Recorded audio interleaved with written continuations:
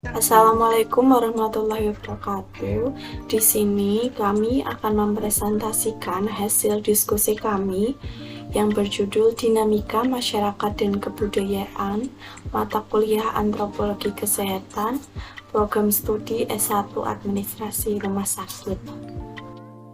Saya Enggar Dwi Lestari. Dan saya, Ami Arbaatun Nisa Astuti. Kemudian yang selanjutnya ada agenda atau topik pembahasan. Yang pertama ada definisi dinamika masyarakat dan kebudayaan. Yang kedua ada proses evolusi. Yang ketiga difusi. Dan yang keempat akulturasi dan asimilasi. Dan yang terakhir ada inovasi. Dinamika masyarakat dan kebudayaan merupakan cara kehidupan masyarakat yang selalu bergerak, berkembang, dan menyesuaikan diri dengan setiap keadaan. Dari adanya ketidakpuasan masyarakat, sehingga masyarakat berusaha mengadakan penyesuaian. Perubahan ini disebabkan oleh dua faktor, yaitu faktor internal yang berasal dari masyarakat itu sendiri, dan faktor eksternal yang berasal dari pengaruh kebudayaan asing. Proses belajar kebudayaan sendiri.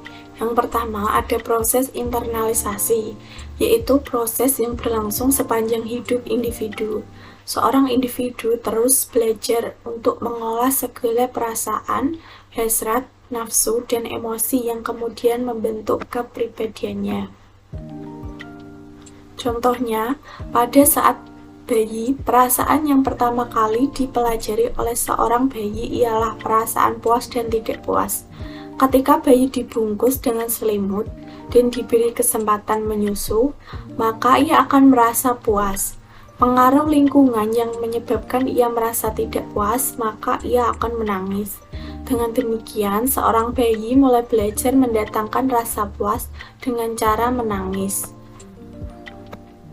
Yang kedua ada proses sosialisasi, yaitu proses di mana seseorang individu mulai melakukan kontak sosial dengan orang-orang di lingkungan sekitarnya. Sebagai suatu proses belajar berkebudayaan dengan orang lain di mana ia berada. Menurut Effendi 2006, syarat terjadinya proses sosialisasi adalah 1. Individu harus diberi kesempatan atau keterampilan yang dibutuhkan bagi hidupnya kelak di masyarakat. Yang kedua, individu harus mampu berkomunikasi secara efektif dan mengembangkan kemampuannya untuk membaca, menulis, dan berbicara. Yang ketiga, pengendalian fungsi-fungsi organik harus dipelajari melalui latihan-latihan. Dan yang keempat, individu harus dibiasakan dengan nilai-nilai dan norma-norma yang ada pada masyarakat. Dan yang ketiga ada proses enkulturasi, yaitu proses belajar dan menyelesaikan alam pikiran serta sikap terhadap adat, sistem, norma, serta semua peraturan yang terdapat dalam kebudayaan seseorang.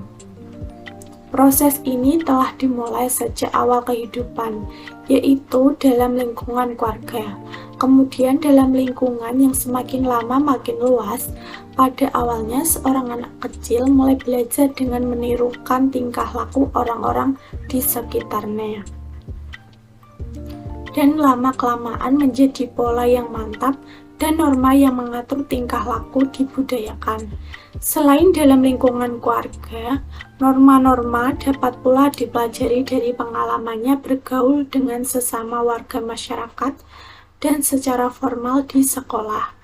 Kegagalan dalam proses belajar kebudayaan sendiri dalam suatu masyarakat ada individu-individu yang mengalami berbagai hambatan dalam proses internalisasi, sosialisasi, atau aktivitas kehidupan lainnya. Seperti itu mengalami kesukaran dalam menyesuaikan kepribadiannya dengan lingkungan sekitarnya yang lama-kelamaan menjadi pola yang mantap dan norma yang mengatur tingkah laku dibudayakan. Selain dalam lingkungan keluarga, norma-norma dapat pula dipelajari dengan pengalaman bergaul sesama warga masyarakat dan secara formal di sekolah.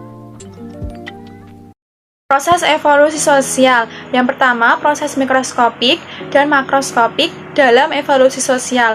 Proses evolusi dari suatu masyarakat dan kebudayaan dapat dianalisa secara mendetail atau mikroskopik.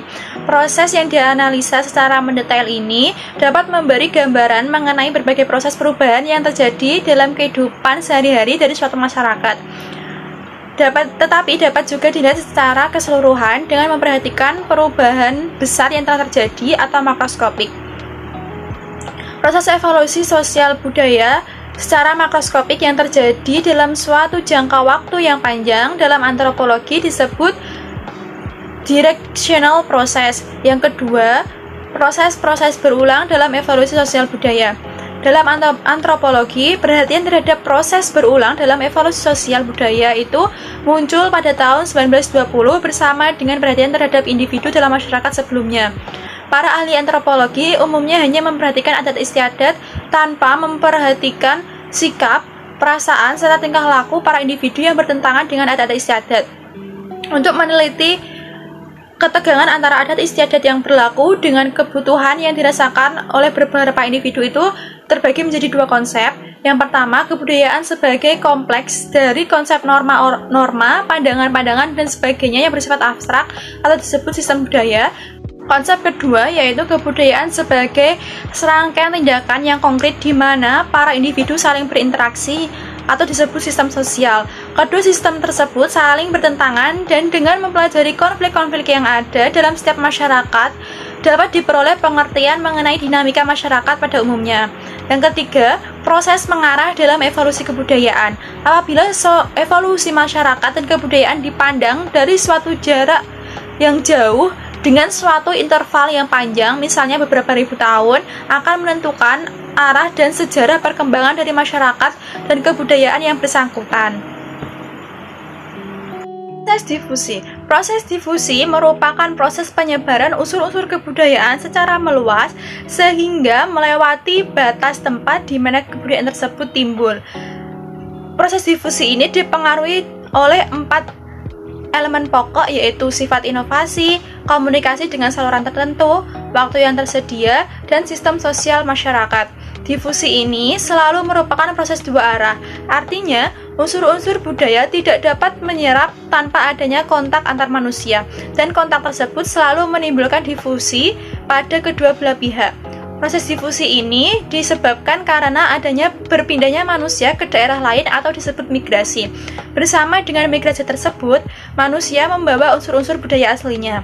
Namun pada zaman sekarang, proses difusi ini terjadi secara tidak kontak langsung karena banyak media-media yang membantu mempercepat proses difusi. Akulturasi dan asimilasi. Akulturasi merupakan proses sosial yang timbul ketika kelompok individu dengan budaya bertemu budaya asing, dan kemudian budaya asing tersebut melebur dengan budaya asli namun tidak meninggalkan budaya asli tersebut. Untuk meneliti akulturasi itu harus dilihat keadaan sebelum proses akulturasi, individu pembawa unsur budaya asing, kemudian saluran yang digunakan oleh budaya asing untuk masuk ke budaya penerima, bagian-bagian masyarakat penerima yang terkena pengaruh, serta reaksi para individu yang terkena unsur budaya asing. Sedangkan asimilasi itu proses sosial yang terjadi pada golongan manusia dengan kebudayaan yang berbeda dan budaya tersebut bercampur setelah pergaulan yang intensif. Asimilasi ini meninggalkan sifat budaya aslinya. Inovasi. Proses inovasi adalah suatu proses pembaruan dari penggunaan sumber alam, energi, dan modal, penggunaan tenaga kerja, dan penggunaan teknologi baru yang akan menyebabkan adanya sistem produksi dan dibuatnya produk-produk baru. Faktor pendorong inovasi yaitu 1. Adanya kesadaran akan kekurangan dalam kebudayaannya. Dalam tiap masyarakat pasti ada yang merasakan kurangnya dalam kebudayaan tersebut sehingga mendorong mereka untuk memperbaiki kekurangan tersebut. Kemudian kedua, mutu dari keahlian dalam suatu kebudayaan.